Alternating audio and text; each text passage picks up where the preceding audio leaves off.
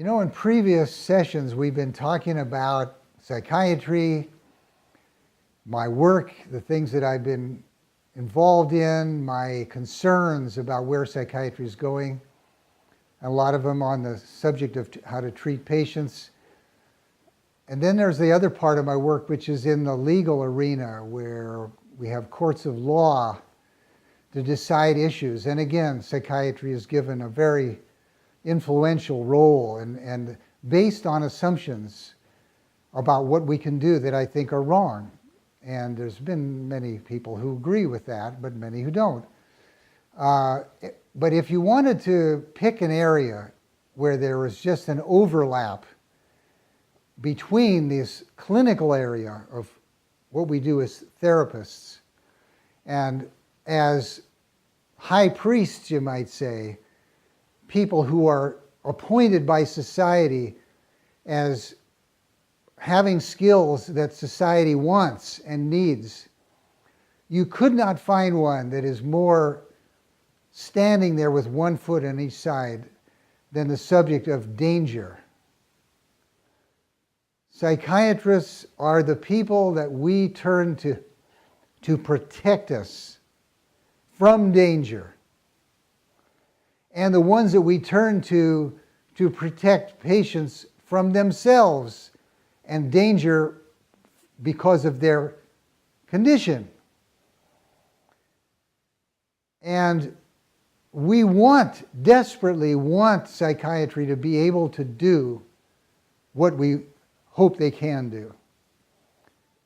It's so clear that society's deep desire that have somebody to perform that function is so strong that we refuse to face the evidence in front of us that psychiatrists can't do it.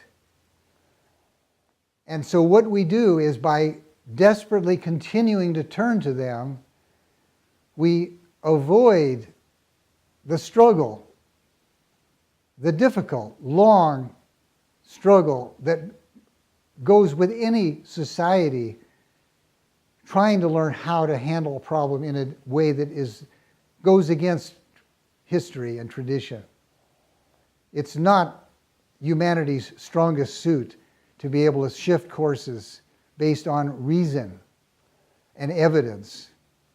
But it is a model that we must try to follow. The scientific method is the best example that I know of following evidence. But when you're talking about tradition, history, politics, money, fear, that method is very difficult.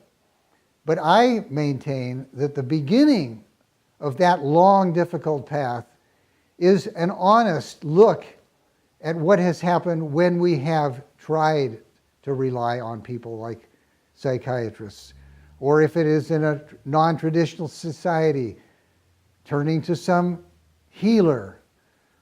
Anything that can't demonstrate a reproducible method for separating when something is working from when it isn't working will just keep spinning its wheels. And that's what I think we're doing with psychiatry. So on this session, I'm going to introduce this whole subject of danger and psychiatry's role in society.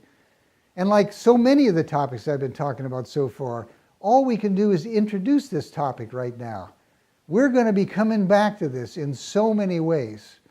That's why I hope you will be there and bring your friends with you, because we want this to be a discussion, because in a democracy we get nowhere unless we have advocacy, education, and awareness, and that's what I'm hoping I can contribute to.